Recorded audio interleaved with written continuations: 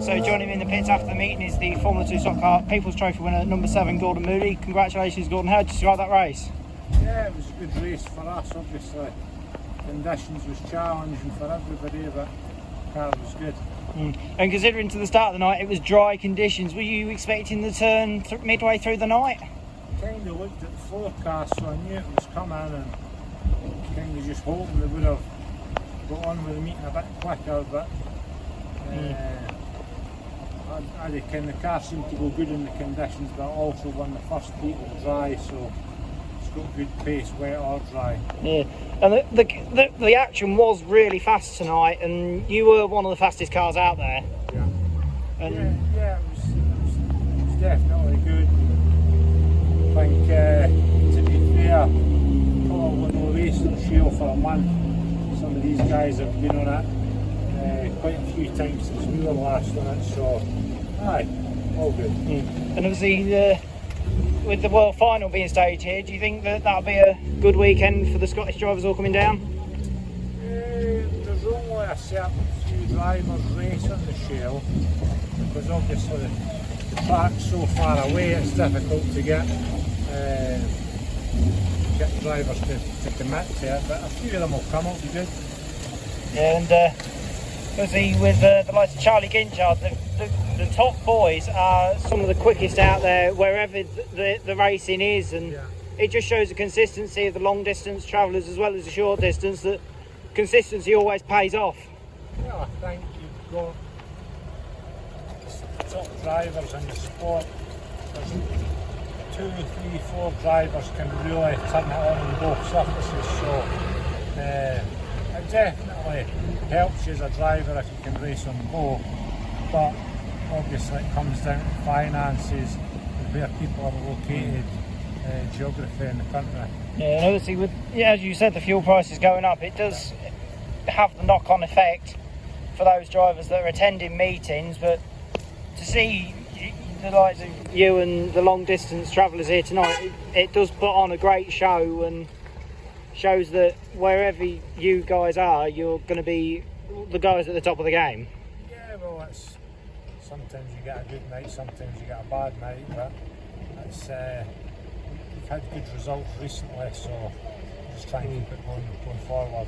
Yeah, and fingers crossed the rest of the season is going to be a good season. And Chris Burgoyne wasn't here tonight, although originally booked in and then booked in for Ipswich and then cancelled bookings for both.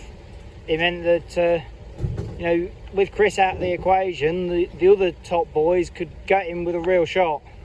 Yeah, well, that's right. Obviously, if Chris had been here, he would have added to the meeting, and it would have been good to see him here. But it's difficult, he's got a young family and he's had a busy schedule, so sometimes you've just got to miss 1 or 2 meetings and get back on track. And obviously it's not just you that's had the success from north of the border this month, because Barry Russell took the European Championship at Taunton at the beginning of the month, and I believe it was Trevor Harris that went down, number 172, and I think he was the lone Scotsman that weekend.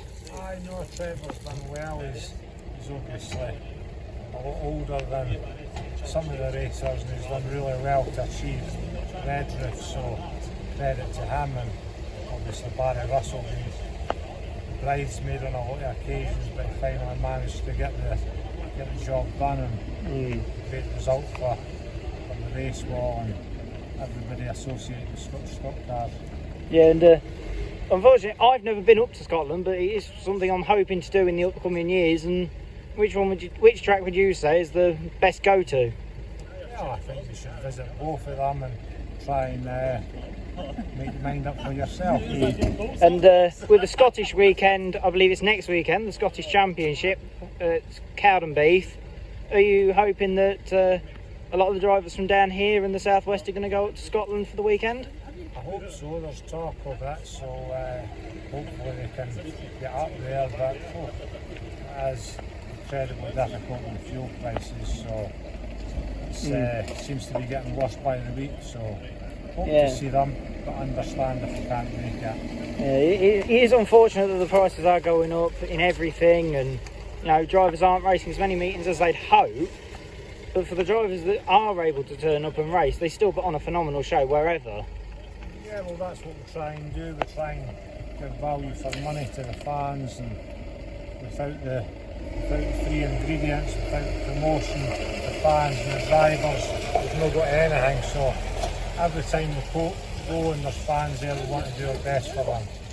Yeah, and you know, nights like tonight are the nights that are the popular ones, where there's big fields of cars, lots of action, and you know, obviously the feud between Harley Thacker and James Riggle continued in the final, which I think you were too far out of view to see that after coming into lead just before halfway, and you know, there certainly was some impact on both perspectives.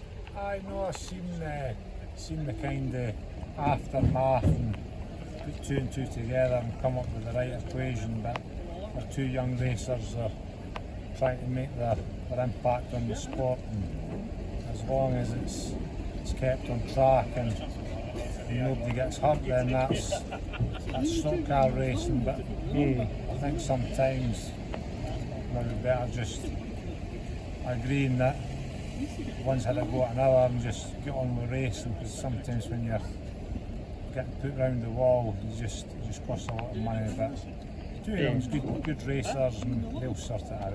Yeah, fingers crossed. And hopefully you'll have a safe trip back to Scotland now. Are you racing Crimon tomorrow?